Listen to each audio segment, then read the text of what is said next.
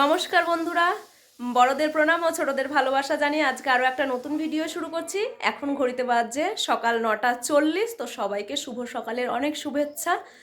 আর এখনও তোমরা দেখতে পাচ্ছ আমার বিছানা তোলা হয়নি, তো আজকে একটুখানি দেরি হয়ে গেছে ঘুম থেকে উঠতে। তো তারপর ঘুম থেকে উঠেই বিছানাপত্র না তুলেই আগে চা আর মামামের জন্য দুধ গরমটা করে নিয়েছিলাম, দিয়ে ওকে খাইয়েছি, আমি চা খেয়েছি আর ওকে আমার পড়ানোও হয়ে গেছে। তো মামাম এখন টিভি দেখছে আর এবারে আমার কাজ হবে সমস্ত কাজ করে নেওয়া, মানে প্রচুর স্পিডের সাথে সব কাজ করতে হবে। তো আমি অনেকটা কাজ করেছি বলতে চলো তোমাদের দেখাই আমি কি কি কাজ করেছি বা এখন করব। তো এদিকে আমার বিছানা তুলতে হবে এখনো। এই যে ঘড়িতে বাজে 9:45। এই যে আমার মাম্মাম এইদিকে টিভি দেখছে, আর এই যে আমাদের চাটা খাওয়া হয়ে গেছে, বেশি নেই, বাসন কটা আছে। আর এদিকে আমি জল গরম বসিয়েছি, ফ্লাক্সে ভরবো। আসলে মাম্মামের খুব ঠান্ডা লেগেছে আর জল এখনও বেশ ঠান্ডা, খাওয়া যাচ্ছে না, তো এই আর কি। তো মাম্মামের বই গোছাবো, চায়ের বাসনগুলো ধোবো, ফ্লাক্সে জল ভরবো, তারপরে হচ্ছে আর কি করবো জানো, মাম্মামের টিফিন বক্সে টিফিন দেবো, স্নান করাবো। তো অনেক কাজই আছে, তো চলো পরপর করি আর তোমাদের সাথে সেগুলো শেয়ার করি।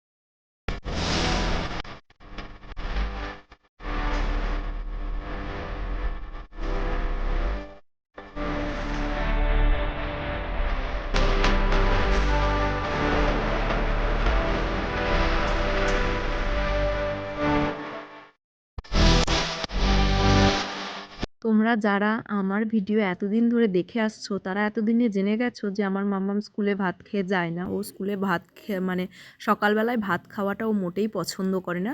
তো তার জন্যই ওকে আমি সয়াবিনের তরকারি করেছিলাম আগের দিনকে সন্ধ্যাবেলায়, ওটা দিয়েই মুড়ি মাখিয়ে দিচ্ছি।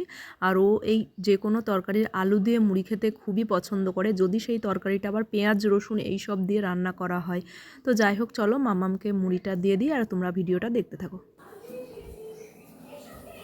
মাম্মা আয় না, ধরো ধরো ধরো ধরো, ভালো করে ধরা, পড়ে যাবে।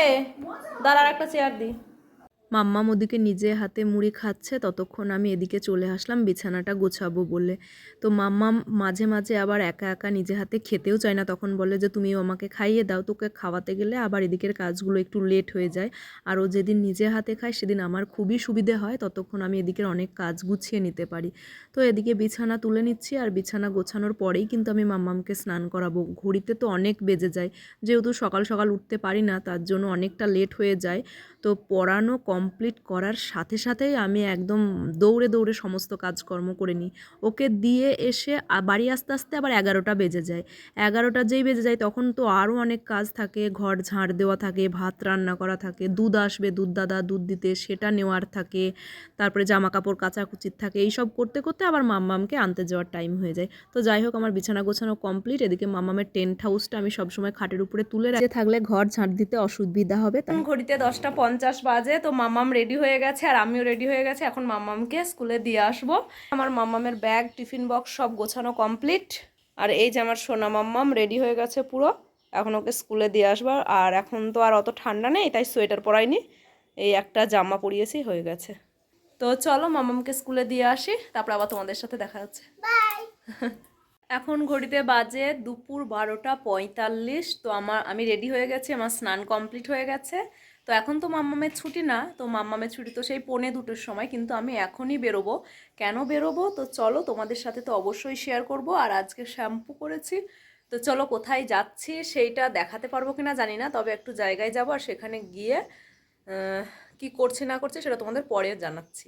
তো চলো, এখন ঘড়িতে বাজে দুপুর 2:35। তো তখন তো গেছিলাম, তো সেখান থেকে কিছু বাজার করে নিয়ে এসেছি, মানে টুকটাক দিয়ে মামামকে স্কুল থেকে নিয়ে একেবারে বাড়ি এসেছি। এসে আমাদের মামের খাওয়া দাওয়া কমপ্লিট হয়ে গেছে। আর কি কি কিনেছি এই যে দেখো, এই যে কিনেছি একটা টিপের পাতা। আমার এরকম, আমি যে কপালে টিপটা পরি এরকম টিপের পাতা আমার আছে, বেশ বড় অনেক টিপ আছে, কিন্তু এই টিপটা ঠিক ভালো না, ওই জন্য এই টিপের পাতাটা নিয়ে এসেছি। আর এই যে আমার মামামের জন্য একটা স্টোনের টিপ নিয়ে এসেছি, এই যে স্টোনের টিপের পাতা। আর সেদিনকে অ্যানুয়াল প্রোগ্রামের দিন মাম্মাম ফেস পাউডারটা ফেলে দিয়ে আমার পুরো উল্টে দিয়েছে। আমার কতটা ফেস পাউডার ছিল, দাঁড়া। তো এই যে এই ফেস পাউডারটা নিয়ে এসেছি লোটাসের, আগেও আমার লোটাসেরই ছিল, তো এটা নিয়ে এসেছি একটা। আগেটা তো পুরো নষ্ট করে দিয়েছে বললাম, ওটা আমার এখন কতদিন চলতো তার ঠিক নেই, কি আর করা যাবে। আর এই যে একটা সেফটি পিন, আমার বড় সেফটি পিন আছে, তো ওই ছোটো সেফটি পিন নিয়ে এসেছি। আর নিয়ে এসেছি একটা হেনা, এই যে, আর প্লাস্টিক, আর কিছু নেই। ও, এই কটা জিনিসই নিয়েছি। আর নেওয়ার ইচ্ছে ছিল একটা লিপস্টিক, কিন্তু আমার পছন্দ মতো হলো না। আমি একদম মেরুন কালারের চাইছিলাম, কিন্তু সেটা পাইনি। তো যাই হোক, পরে যখন যাব, যদি পছন্দ হয় তাহলে তখন নেব। তো চলো, আবার কিছুক্ষণ পর তোমাদের সামনে আসছি। এখন ঘড়িতে বাজে রাত্রি 8:30। তো মাম্মামকে সন্ধ্যাবেলায় পড়ানো হয়ে গেছে, আর আমরা দুজনে, মানে মাম্মাম দুধ খেয়েছে আর আমি চা খেয়েছি, তারপরে এসেছি রান্নাঘরে। তো চলো তোমাদেরকে দেখাই আজকে কি রান্না করছি। এই যে আজকে হঠাৎ করে বেগুন ভাজা খেতে ইচ্ছে হলো, তাই এখানে বেগুন ভাজা করছি। আর এই যে পাবদা মাছ আমার ভাজা হয়ে গেছে, এটাকে রান্না করব। ওই যে কাজু, চারমগজ, সর্ষে, পোস্ত এইসব দিয়ে রান্না করব। আর এই যে বেসনে কয়েকটা বাসন আছে, আর এই বাসনগুলো আমার সব ধোয়া হয়ে গেছে। তো চলো রান্না করে নিই। আর একটা জিনিস তোমাদের সাথে শেয়ার করি, চলো। এই যে আমার মাম্মাম খেতে বসে পড়েছে, ওর নাকি খিদে পেয়েছে, তাই সয়াবিন দিয়ে খেতে শুরু করে দিয়েছে। এই যেদিকে টিভি দেখছে, আর এই যে ঘড়িতে 1:30 পারই হয়ে গেছে। তো ওর খিদে পেয়েছে, ও মাছ রান্না করা অব্দি আর ওয়েট করতে পারলো না, বললো তুমি যখন মাছ দিয়ে খাবে তখন আমাকে খাইয়ে দেবে, এখন আমি সয়াবিন দিয়ে খাই। তো ওই সয়াবিন দিয়ে খেয়ে নিক নিজের হাতে যেমন পারে, তারপর আমি যখন খাবো নয়তো ওকে আর একটু খাইয়ে দেবো, যদিও তখন অত খাওয়ার ইচ্ছে থাকবে না। তো চলো রান্নাটা করে নিই। এই যে দেখো, মাছ দিয়ে দিয়েছি, একটু ফুটে উঠলেই নামিয়ে নেব।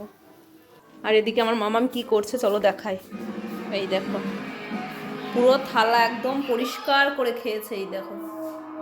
আর এখন খাওয়া দাওয়ার পরে ব্রাশ করছে, আর টিভি তো চলবেই। এই যে আমার মাছ রেডি, এবার আমি খেতে বসেও গেছি। আসতে দেন, টিভিটা একটু পজ কর।